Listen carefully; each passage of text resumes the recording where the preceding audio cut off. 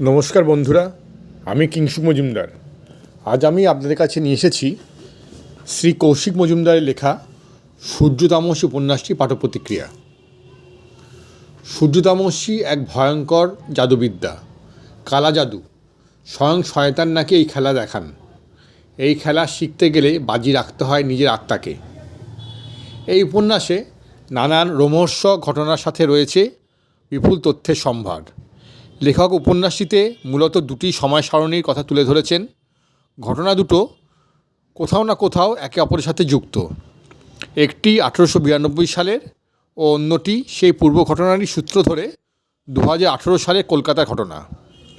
1892 সালের ঘটনার সূত্রধর দারোগা প্রিয়নাথ মুখোপাধ্যায় ও 2018 সালের ঘটনার সূত্রধর তুর্বুসু রায়। 1892 সালে ঘটনা শুরুতে হয় কলকাতার চীনাপাড়ায় একটি মৃতদেহ পাওয়া যায়। মৃতদেহটি রক্তশূন্য, শরীরে অসংখ্য ছুরির আঘাতের দাগ এবং শরীরে এক অদ্ভুত চিহ্ন আঁকা।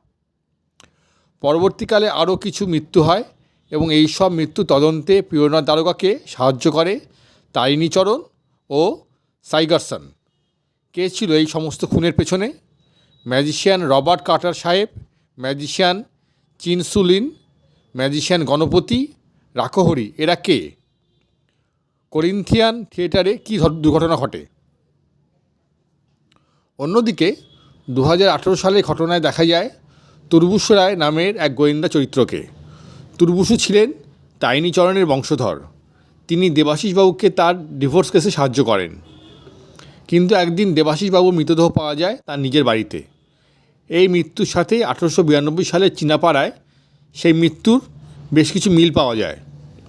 সেই একই রক্তশূন্য দেহ, শরীরে অসংখ্য ক্ষতের দাগ আর শরীরে ঠিক সেই অদ্ভুত চিহ্ন। কেন খুন হন দেবাশিসবাবু? তুর্বুসু কি পারবেন এই রহস্যভেদ করতে? দারুণ টানটান উত্তেজনা ভরা একটি উপন্যাস। লেখক খুব সাবলীলভাবে সব কিছু বর্ণনা করেছেন। তাছাড়াও পুরনো কলকাতা ও বর্তমান কলকাতার দৃশ্যগুলো বর্ণনাও যথাযথ। বন্ধুরা, এই পর্যন্তই। আমি আগামীকাল আসবো আবার কোনো একটি বই পাঠ্যপ্রতিক্রিয়া নিয়ে। ভালো থাকবেন সবাই। নমস্কার।